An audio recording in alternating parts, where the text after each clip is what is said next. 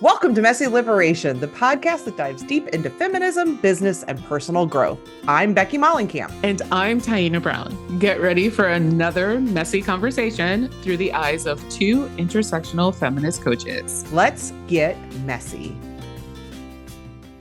Good morning, afternoon, evening. Good day. Good day, sir. How are you? I'm all right. Good. How are you? Good. I'm coming in amped and ready to talk about something. So I'm going to start us today. I'm not really amped. I just had a messy experience that I'm willing to own up to my side of some of the messiness and also whatever. My son is in 4th grade and they are learning about early American history right now. And I was looking over some of his papers that had come home and I noticed he had written the word slaves. And I asked him about that. And I said, so are you learning the term slaves? And he said, yes. And I said, has your teacher ever said enslaved people? And he said, no. And so we talked a little bit about the difference and why it matters and told him that I was going to reach out to his teacher to just check in on that.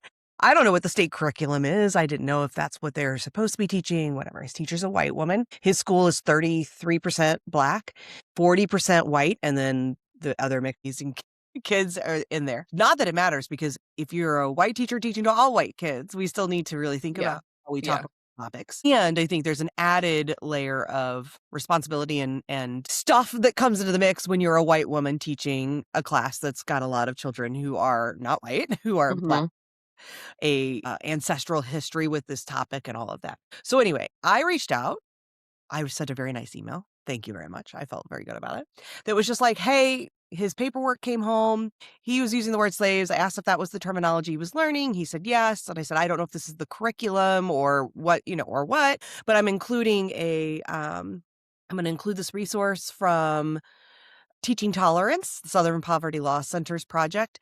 And it's this really wonderful resource about talking about tough subjects. It's like I think it's called Teaching Hard History or something. Mm-hmm. And it's about slavery in the U.S. And they have one for like K-5, and then they have one for like older kids. So I sent her the one for K-5, and I said, this resource talks about how to talk about these things. And one of the issues is, the preference would be to use a term like enslaved people and enslavers, or even colonizers. Someone else corrected me on that, but enslavers and enslaved people versus slaves and slave owners. And I said, it's to center the humanity of the folks and the stripping of humanity. Yeah.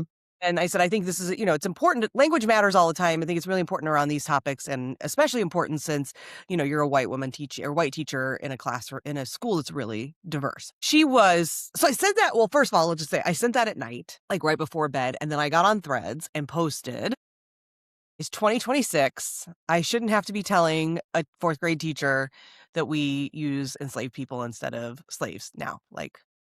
And I had a little angry face. Did the teachers come for you? I said, of course, she's a white woman. I shouldn't be surprised. Okay.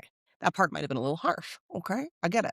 I was a little annoyed because as I said, it's 2026. I think you should know this by now. So I went to bed a little and I went there just to vent, I was aggravated. I'm like, why, what the hell? Come on. I didn't say a teacher's name, didn't say a school's name. I didn't say anything other than my side of the story, which is as a parent feeling a little frustrated that I'm having to call this person in on this. My email to her, separate story, incredibly respectful, kind, helpful, shared a resource. I even gave her a little wiggle room, maybe this is just the curriculum. It's not you, whatever, right? I couldn't, it really was great. I've heard from other people. The thread was a little bit snotty, but I was also frustrated.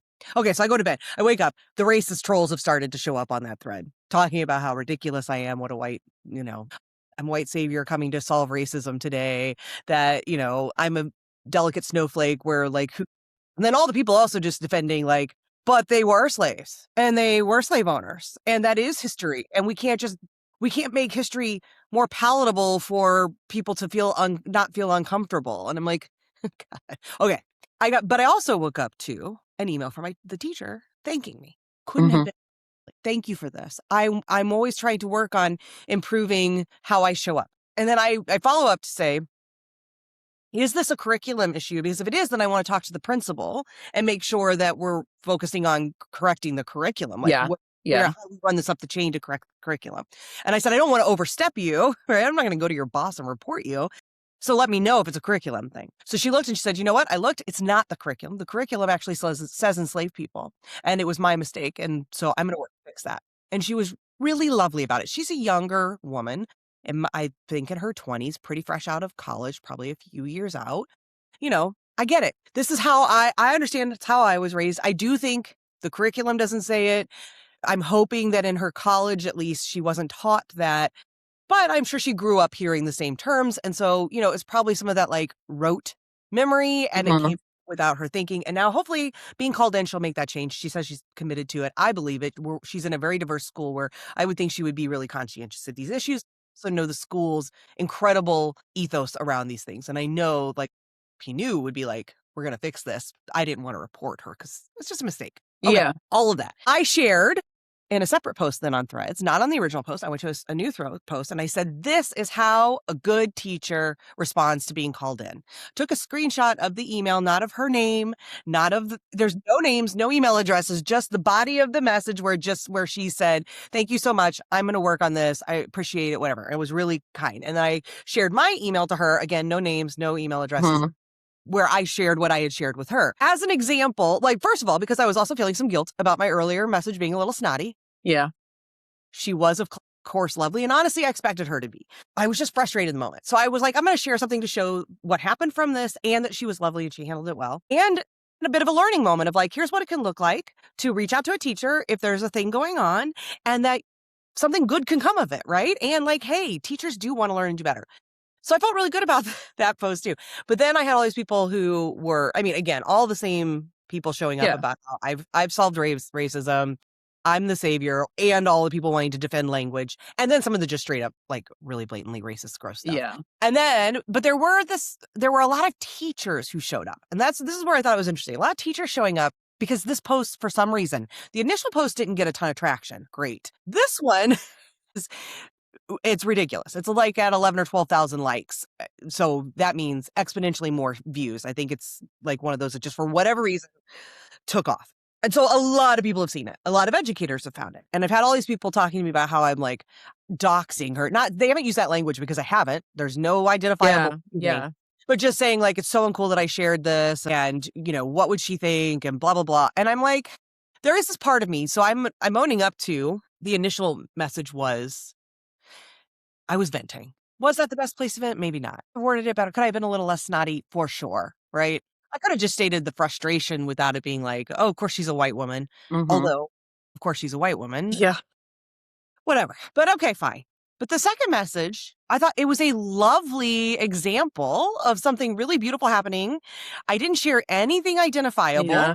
There's no way to know who that person is. I've never shared my son's school online. I never would. So I'm just like, and I painted her in a good light too. It was like, I'm showing a teacher who's responding to some feedback in the most perfect way. And what I said is, here's the perfect example of what can happen, of this is how a teacher should respond.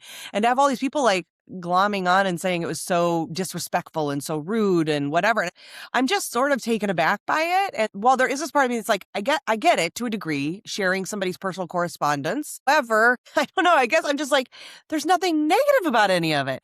And then the other part of me is, it does feel a little bit like a whole lot of people rushing to protect the sweet, young, white teacher in an experience where we're talking about racism with children. Because I'm like, I get it. You guys are worried about her. But she's also a grown-ass woman who can take care of herself. She's not identified anyway. But if she were to see it and find out this, like, I don't even think she'll ever see it. Like, first, I doubt she's on Thread. She's too young.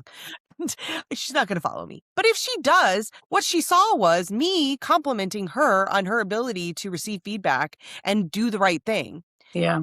I don't know. Anyway, just the whole thing feels really weird and messy. So I've just been sitting with it. I'm just letting it go. At this point, I'm trying not to engage with any more comments. I did, where does that get me?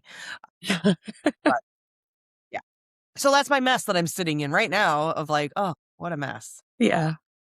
Yeah. That is quite messy. It's just messy. So tell me the way, like, I know. I can take it. I'm interested to hear in the ways that I fucked this up and or behaved wrong. And then also maybe the ways you think the whole thing is stupid. I think it's stupid. I don't think it's stupid. I think I probably would have asked the teacher first to share the screenshots, even if there's no identifying information, just to be on this on the safe side. But you know how people online are, like they're just they're just looking for something to to be mean or to be upset about or whatever. So, and I think you owned up to the first one, right? Where it was like, okay, I could have maybe not been so snotty there, but it's already out there. So Well, and I know that some people are like, well, why is it still up? And I'm like, well, because I'm not somebody who likes to, I'm not going to post and delete. Like, I don't, I hate that. Like, there's no accountability in just posting it and deleting it. And it is what it is. I said it, and it was how I felt in the moment, and I was venting. But yeah, I don't know. Okay, so like we can skip the experience of that, but also just on the topic of Business Black History Month. It is Black History Month. Yeah. Something else that came up, and I would love to hear your perspective on this. I thought was also interesting. A few people also were talking about how several, and it was all white women, of course, saying, well, why are you sticking your nose into that business? That's not your business. That's not your thing to be talking about. You know, why are you rushing in to like play savior for the Black students? Or why are you not leaving it to the Black parents to, if they're upset, then they should talk about it. And I'm like, you guys know that like slavery is U.S. history, and as anyone who's from the U.S., this is my history too. My history too. And I'm not saying I'm claiming it as in it's my history and it's my like terrible past. Like, I'm not directly a descendant in a way that I'm like affected through ancestral pain. It is my history, and that it's part of my responsibility to heal this country from that legacy. Yeah. And somebody else was like, so you just admitted your family owned slaves. And I'm like, that's not at all what I admitted. It is also not true. But even if it were, that's not the point. The point is, people are so stupid. I'm sorry. They? Like, the lack of critical thinking sometimes is just so bewildering to me. It's like, did you not pay attention in school? Like, what? But I was amazed because there were there's part of this like Black History Month. I don't know. Like, I know why we have a Black History Month. I get it. The idea that we have 28 days where we talk about Black history. Yeah. And then the rest of the time is like not. And then suddenly that now means slavery is supposed to just be in the confines. Like I don't know. It's like we start to identify certain things as Black history that are not. It is just U.S. history. It is human history, and that we all have to own. Because if we start to say that's not my history, or it's not my place to have these conversations, one, it leaves the labor to the people for whom, I mean, there's that legacy continuing, right? And that's not okay. And two, it's a way of trying to separate yourself from something. Yeah. Eschews responsibility, right? When it's all of our responsibilities to like contend with that legacy of how this country was founded. And also like how the system of slavery literally built the American economy that we still participate in today. So interestingly enough, like we're recording this on a Wednesday, I'm facilitating a session tomorrow on Black History Month, and it's why Black history is American history. Like there's no separation, right? Like it's everyone who lived at that time participated in that system in one way or another, right? Because it was so prevalent. So regardless of how you racially identify or how your ancestors racially identified, like we're all connected to that history. So you can't really separate yourself from it. And you can't divorce yourself from the responsibility of like having to face it. I mean, you can, but then you would be Delulu. A whole lot of people on Threads are, and that's upsetting. Now I also know lots of people are trolls and whatever, but unfortunately they're not all. And there were an interesting number of college professors and school teachers, all white, again, from what I could tell from their photos, several of them who showed up to say to me, I understand where you're coming from with this. So they were trying to say, like, I get it. And I don't do this in my class because, and it came back to this idea of that's not honoring the truth of history. At the time that this happened, people were calling people slaves. People were calling themselves masters or owners. And so that is the truth of what was happening, and we can't diminish that with softer language, because then that doesn't force us to face these truths. It's not softer language, though. It's more appropriate language. Thank Like, you. language has evolved. Like, our understanding of what happened and how to talk about what happened during that time has evolved and become more appropriate. And so it's I understand where they're coming from, because this is something that happens a lot on college campuses, where people or students who are like learning new language and new concepts will often try to apply modern day like political ideologies, philosophical ideologies onto historical events. Right. But there's a difference between trying to apply the concepts to historical events and using the language to talk about historical events, like using more appropriate modern language to understand what happened, to contextualize what happened. And so I get what they're saying, but I think they're conflating those two things. Yeah. And it could take literally less than like 3 minutes to just pause and say, here is why we use this language now. Yeah. And you may see reference in certain language or in certain things we read of people using this other language. That was the language they used at the time, but this is why we're using this language now. Yeah. It's so simple to do that it just blows my mind. Because I even said that, I'm like, okay, well then you might say, like, in the context, you could contextualize those words and say within the context of this time, this might have been the language, and still say, and in our time, we honor humanity in this way. Yeah. It is not that hard to do in my mind. It's not. And I've had professors, like when I was in college, I had professors who would put that on the syllabus, right? When we were going to be covering difficult topics, it'd be like, just a note, like the language or the way that things were discussed, some of the things you might read might be different from how we talk about it now.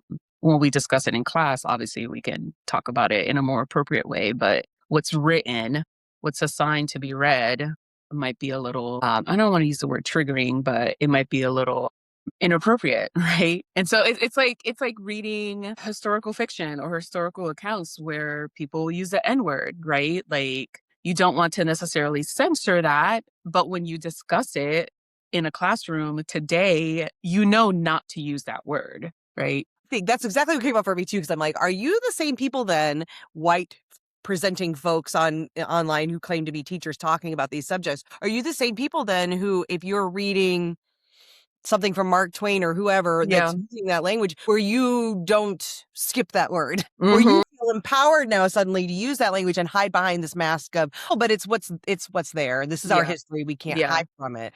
That doesn't give you permission to use slurs and say, well, but that's what's on the page. Like, no, because we know better. And one teacher who I was very there were also, by the way, lots of really amazing replies and great teachers who were like, I wish my parents were involved like this, could speak this respectfully, are can share an actual resource to help, all of that. Like, they were a lot of lovely people. And one woman who said, my favorite expression or my favorite mantra as a teacher is know better, do better. And she's like, I've made these mistakes. And then once I know better, I do better. And I had some other people saying, like, I've made this mistake. And I'm like, okay, that's okay.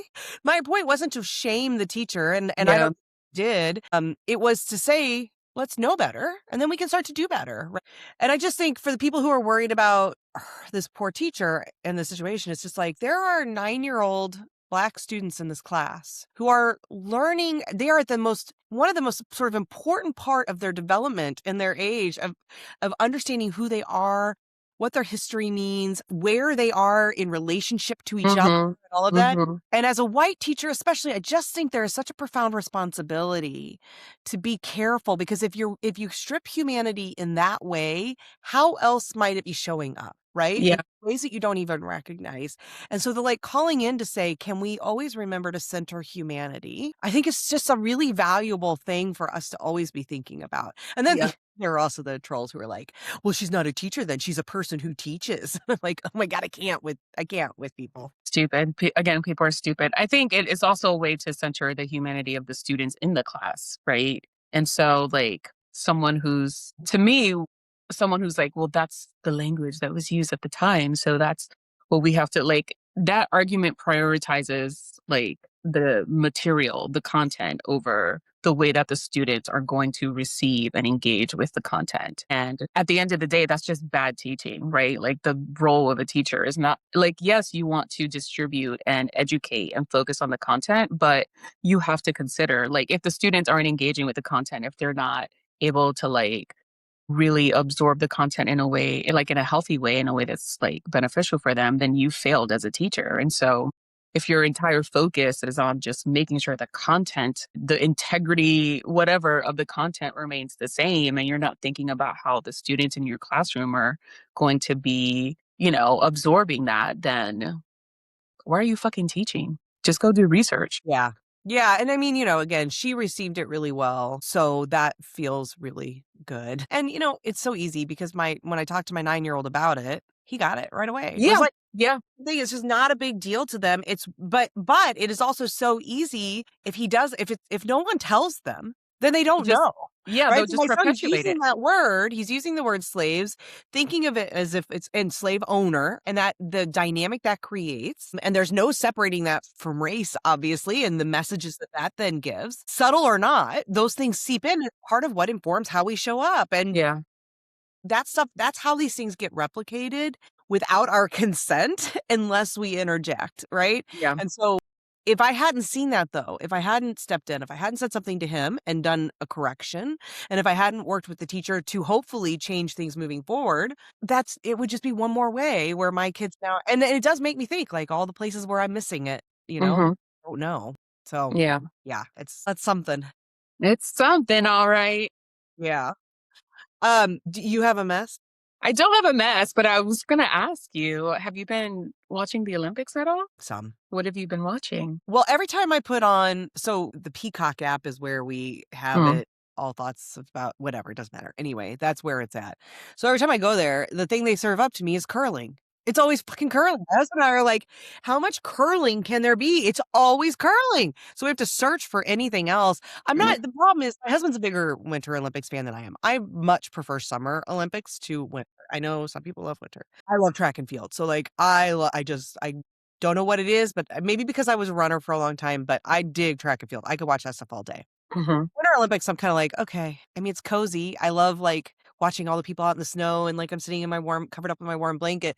But most of it, I'm kind of like, this is mostly boring. But I have watched skeleton and luge a little bit. Watched some of the like snowboarding and skiing with tricks and stuff.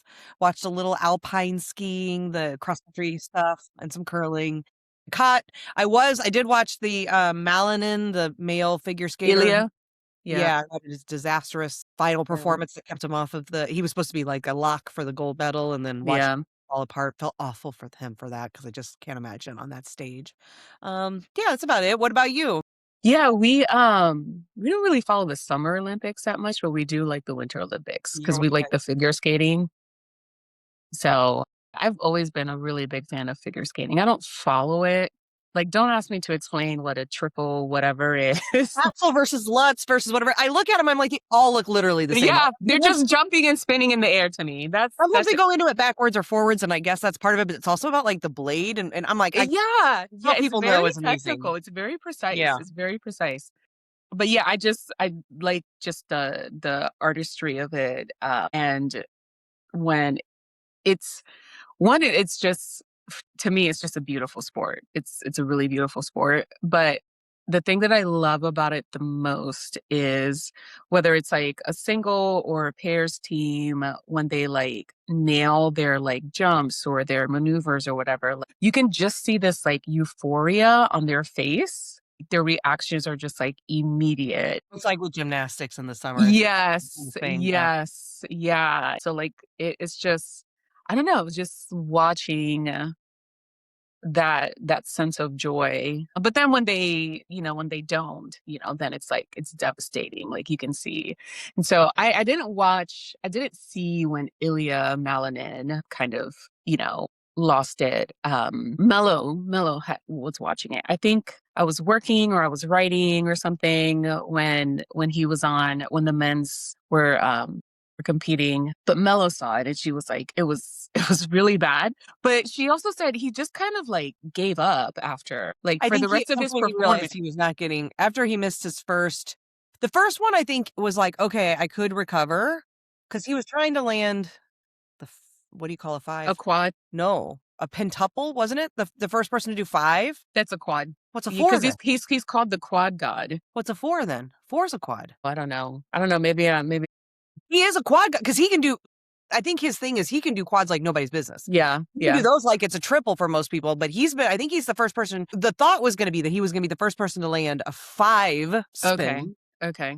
in a competition like that. And he missed it. I could be wrong, but I'm pretty sure that's the case. Yeah. Because I think he did land some of his quads, but he had a bunch of things that just fell apart. It was sad. It was really sad, and I'm sure he did give up because at some point, I think it must be so hard when the pressure is like if you win anything other than the gold, you failed. And his parents are both figure skaters, and like I just think it just had to be. I can't imagine the pressure going into it being the clear favorite. Anything other than gold is failure. Which reminds me, did you see the journalist that asked the Canadian woman, I don't remember what sport, sorry, skiing of some sort, I think, but he asked her if her 2 silvers felt like 2 golds lost. And she put him in his place. It was fantastic. She was just like, I feel like I've won, because she'd already won other golds in previous Olympics. She's won multiple. She's like, I've won multiple medals. I'm here competing on this stage. Like, I'm thrilled with the silver that I have. And like basically she's like the audacity to ask that kind of question. But that is, I think, the thinking, especially in America. At that level of competition. At that level of sport anywhere, is like anything other than gold is failure. Yeah. God, I can't imagine, especially for a lot of these kids. I mean, Malinen's a little older, but some of them are so young. So young. Yeah.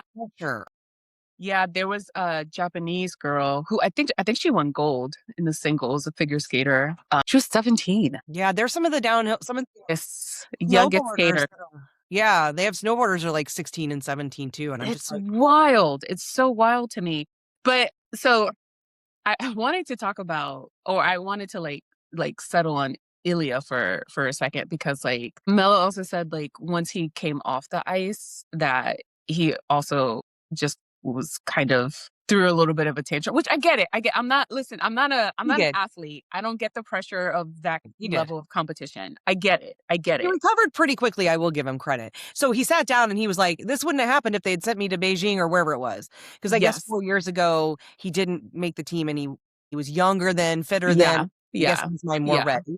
With all the pressure put on him, I guess I can understand it. I understand also you're being watched and you know that, and you should probably keep your cool, but it had to be really hard. And I will say within minutes after that, he was being interviewed and he handled his interviews very well. Yeah. I don't want to make excuses for him, because the women who competed, and even some of the pairs who competed who didn't do well, like happened to manage their response a little bit better, and also just didn't give up. Like Amber Glenn competed last night, and she didn't fall on the ice, but she has a history of just kind of, she's one of the best, but she also has a history of being somewhat inconsistent. And so there have been really big competitions where she has fallen like on her ass on the ice, and she doesn't give up, right? Like she's like, no, I'm just going to finish the performance as strongly as I can. So I think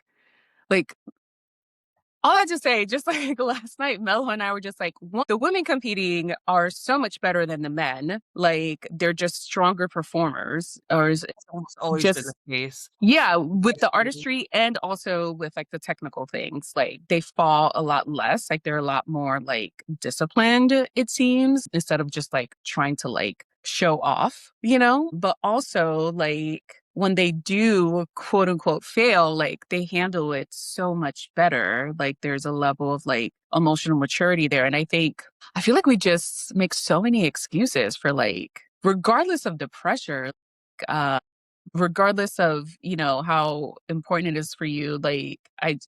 And obviously, like there's room for people to make mistakes or whatever, but I'm watching that and I'm like, this just feels like male entitlement and privilege to me. Interesting, because I almost have an opposite sort of perspective in that I think that there needs to be more permission, not permission, but I just wish I would like to see women being able to express their frustration, their anger, their true feelings instead of having to suppress them to be a quote unquote good girl for the camera. And I But think that's not what I'm saying at I all. know That's you're not not. what I I'm mean, saying at all. we're seeing similar thing, and I Yeah. hear what you're saying is why can't the men be a little more like emotionally mature like the women? And I hear that and agree to a degree, but also I guess when I see it, I don't see the women handling themselves better. I see women who aren't allowed to. Restraint. Yeah. Yeah. And that I'd rather see because they know what happens. I know why they can't. Like, I get it Yeah. because, especially in tennis, we see this where if Yeah. a woman expresses any frustration or anything, the way, especially if she's a Black woman, the way Yeah. she's treated is ridiculous. Yeah. And so I do think that it's what's upsetting is the disparity in how people are treated in those moments. Yeah. And that's where I'm like, you're right. He shouldn't be given a pass when the women aren't. But what I'd prefer is I don't think anyone should have to. I mean, listen, you shouldn't be able to go hit somebody or Yeah. throw things or whatever. But I think like we need to give these people a little more permission to be human of like. No, and the women were. I'm not saying that they didn't have emotional responses. Like Amber Glenn, I don't think when she fell out of her That's jump interesting yesterday. that Mello saw it that way because I didn't see his thing as a big fit. It's interesting Mello sort of saw it that way because that's not how I saw it at all. So I don't know. I mean, it's like that comment feels just really like, well, I should have been on that team. Mm-hmm. Well, you didn't make the team for a reason, whatever that reason was. Well, sometimes it's political, though. That's part of the problem. Obviously, sometimes it's political. Like, I'm not saying there was a valid or invalid reason why he didn't make the team. Regardless, he didn't make the team back then. So you're blaming your failure now on you not being able to skate 4 years ago? Like, one, that doesn't make any fucking sense. But with the women, like, it's not that they didn't have any emotional response. Like Amber Glenn, like, once she was done, she literally just like broke down in tears. Like, any of the other, competitors, like they had their emotional responses. Like even when they were being interviewed, like one of the American pairs, Chalk and Bates, like there was rumors that this was their last time competing in the Olympics, that they were going to retire. And so they were really going for gold as a pair. And they ended up, I think, with silver, and like, they were crying. You know what I mean? Like they like people had their emotional responses, but they were healthy emotional responses, right? And so, but I think also one of the things that we notice also with like, God, these fucking journalists, like I didn't know about. Oh my God, you should see that one. It's something. It was a white guy. Like the question. fucking audacity and like fat white guy sitting there. And again, nothing about being fat because I'm fat. I get it. But I also wouldn't sit there and then challenge somebody about being I'd be like, I couldn't even I can't even do what you do at the slowest, like ridiculous pace. And then I'm going to sit here and ask you if you feel disappointed that you didn't So you feel disappointed. Like, ask something helpful. Yeah. It's so ridiculous. It's so ridiculous. And then they're like, these athletes are just like expected to give interviews like right after, and you have journalists in their faces like asking questions like that, asking, how does it feel? You didn't do as well as you thought you would. How do you think it fucking feels? Like shit, what are you trying to get accomplished? Like it's just, you remember it's so Marshawn Lynch? invasive. Do you know Marshawn Lynch from football? He was a CLC. Well, Marshawn Lynch famously he would give like one word answers to things, and he hated the press, and he got a lot of grief for it during the season and stuff. And because they are contractually obligated, at least in the NFL, like sports. I don't know the Olympics, they may have similar sort of contractual obligations to speak with the media. And so he would show up, but he just would only give like one. He's like, you're getting the bare minimum. Yeah, but you can't make me answer beyond what I want to do. And so, people hated it, and I like respect that. I really respect it. It's like, yeah, why should you? Especially when they ask the most inane questions like that. And most of the questions are so stupid. I love it when people give back to the reporters are just like, what did you hope to accomplish with that question? Yeah. Like, you feel good about that question? Like, I love when they show up like that. And, again, men get more permission to do that than women, right? And I don't think that's fair, but yeah, it's so stupid. It's so stupid. And it's like, the camera shots are like fully zoomed in when somebody's crying. It's like, give them some fucking space. Like they just did something that they have been working for their entire lives. It's like pain porn or something. Like they want to get the shot of them crying or the family crying or whatever, especially like in a loss or something. And it's like, I don't know. At some point I get really uncomfortable. And now listen, I know there are bigger problems in the world. But it just feels like yet one more way where we just don't respect, again, going back to the first part of this, respecting humanity. It doesn't feel like it's very honoring of humanity in someone's really sad, hard moment, moment where we're trying to ask them a gotcha question or trying to get all up in their face or, showing their kids crying or whatever. Like, how is that really being very honoring of a person's humanity? It's not. It's I don't know. not. It's also just like when they ask like ridiculous questions like that, I'm just like, that's the best question you can think of. It feels provocative in that they're trying Yeah. to provoke like their hope, especially now in the age, like I think back in the printed days of media, right? Before, I love the old lady in the room, but I think the reason media has gone so downhill is because with each new form of media, it's like it has to be more sensational. Right. But I mean, when we didn't have video, there'd be no point in doing a lot of that because you're just dictating what they say. Like, it's a different experience. With TV came this idea of like, how can I get them to get charged and say something? And the sound bites. Now in the short form media world, it's like, I got to get them to say something that's just so quick that it could be a 20-second video. So I can't even get long form answers. I just got to just try to get them spouting off or getting angry or, crying. Yeah. And it's just really unfortunate. It really is. It really is. And so, and I feel for them. Some of them get media training, but I don't know that they all do. I saw another video of, I think they were ice skaters. So you may have seen it. I don't know. And I don't know who the girl was, but it was showing this, they asked her some question and she fumbled so badly. And it was really endearing, actually. It was really, She was just like, oh, but I don't, and then whatever she ended up saying made no sense. And it was really funny. But it was just this proof of they're putting these young kids that have no media experience beyond these kids now probably getting TikTok videos, but how to handle a room full of press. Yelling your name and asking questions and trying to get you or trying to provoke a response out of you. That takes, when you are at your most potentially fragile, that takes a lot of training to manage. Yeah, it is. How do you think some of these sports came about? Because we were watching. First of all, there's no curling involved in curling. I don't understand why it's called that. I understand nothing about this. They should call it brooming, sweeping, smoothing. You're literally just smoothing the ice to get the thing to go. Yeah, I don't. Well, I think they're trying to curl the stone, maybe curl it. I don't know. I don't know how that. I got the 2-man luge. Did you watch any of that? Where they're stacked on top of each other. The luge itself is just the most. I mean, I get luge and skeleton. They're silly. It's like adult sledding, in a way. I mean, it's really high speed. Let's put on the tightest outfit we can find that shows all of our bits and slide down a gigantic ice slide at least 40 miles an hour. Let's make that a sport. 80. It's insane. Jesus fucking Christ. And then someone said, this isn't enough. Now put 2 people. Let's stack 2 bodies on top of each other. And when you watch it, there's some homoerotic. Oh, for sure. Happening. I mean, you're so close. People compare you to the ambiguously gay duo because, yes, are in the skin-tight clothing with their bits exposed. And when you start to look at how those bodies are stacked and line up where the pieces are, it's interesting. They're professionals, Becky. They're professionals. I know, and I recognize that. But have you seen that sled going down? It's bouncing. Yes, there's a lot. There's a lot. But you just think whoever said this isn't enough. Let's stack each other.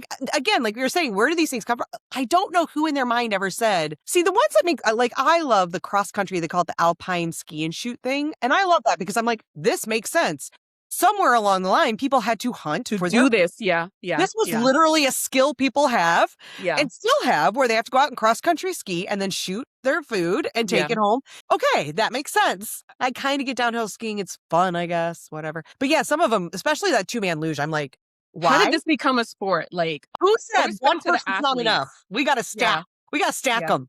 Yeah. All respect to the athletes. I'm sure train for so long for this. And I would never do it. I could never do it. I mean, not that I wouldn't. I could never. Not.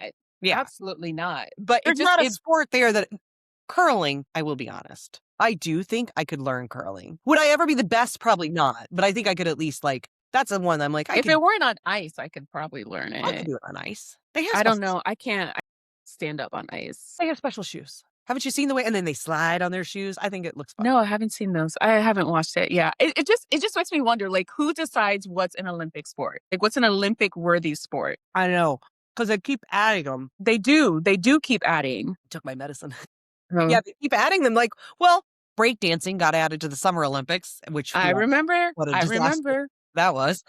But dancing is athletic, right? So I agree. I mean, table tennis. I look at it and I think every basement has a table tennis. Like, I don't know, but I'm sure they're all elite. In no way do I think these people are elite at whatever it is they do. Yeah. You do question what is a sport and what is a hobby. Yeah. Yeah. Like my husband would argue bowling is a sport, and I argue that bowling is a hobby. I think you can be elite level at that hobby. I think a sport requires athleticism. Mm-hmm. All the bowling people are going to come at me, and I know. My husband is a bowler. My husband's a very good bowler. His bowling average is like a 220. Like, he's very good. Is he in a league? I would not describe him as athletic. Is elite? Is he he's probably not elite, but I mean, he's good. He's been on teams and in bowling leagues, and he's good. No, a league. Yeah, a league, not elite. A league. He's been on leagues. He's not right now, but he used to be. But he is. You can do that sport and not be athletic. Mm-hmm. The sport, I call it more of a hobby. Yeah. I do want to just very briefly mention the 41-year-old bobsled Alana. What about the 42-year-old ice skater? Ice dancer, did you? Oh yeah, the Canadian. Canada? Yeah. I mean bobsled too, and I know, well, but like she won her gold. She won her gold. That's amazing. Yeah, she's the most decorated. Yeah. And so she's the most decorated medalist, bobsled women medalist or whatever, and she got her gold yesterday. So that was really nice to see. That's awesome. But yeah, the 42-year-old woman from Canada who's on the pairs team. Pairs. I don't remember. Pairs. Yeah, I was impressed. They showed a level of her routine and stuff. And when they were talking about she was older, I was like, oh, I was thinking she was maybe 30. And then she's 40. Smokes. And then they had a downhill skier guy that they were interviewing who was like 44, and he said it's not his last Olympics. I'm like, now that is the stuff that impresses the hell out of me. Yeah. Because I'm now of the age where I watch the Olympics and I'm thinking about my kid now instead of like, used to be you'd watch the Olympics and like, imagine, could I ever do that? Now I'm very much like beyond any illusion of that. And I think about, I look at the parents with their kids and I think about like, oh, wow, what that feel like for those parents. But I hear about a 44-year-old guy who's going to go again at 48. And I'm like, wow. That's impressive. Yeah. That's way more impressive some than sports. An 18-year-old. Yeah, some of the sports don't, like, you can still be older and athletic enough to, not that older people can't be athletic, but no, absolutely, but to compete with 18-year-olds. Yeah. Right? Like there's one thing when you're competing in an age group, Mm-hmm. and that's amazing, like not to take anything away from it, but to be in your 40s competing against these 17, 18-year-old kids that, as somebody who's well past my 40s at this point, knows your energy levels are not what they were when I don't care how they're fit you not. are. Your body, things just change. And to compete with somebody who's like at peak stuff, like that's gotta be hard. So, can we finish this by quickly reminding anyone who's listening, if you are a coach this week, on the 25th, if you're listening to this live, if you're listening to this replay, but if you're listening to this live, I just want to throw out a quick nod that we have a workshop coming up, a live workshop coming up on the 25th at noon Eastern, I think it is, about building your liberatory coaching business. We're going to help you write your manifesto. We're going to talk about 3 key essentials of a liberatory coaching business. It's a live free workshop. If you can't be there live, you can still sign up and get the replay. So if you're listening to this week, just wanted to throw that out. messyliberation.com. It's right there at the top. You can sign up. Yeah. So, good conversation. We'll see you next week. See you next week. Thanks for listening to Messy Liberation. Thank you so much for your support and for listening today. Until next time.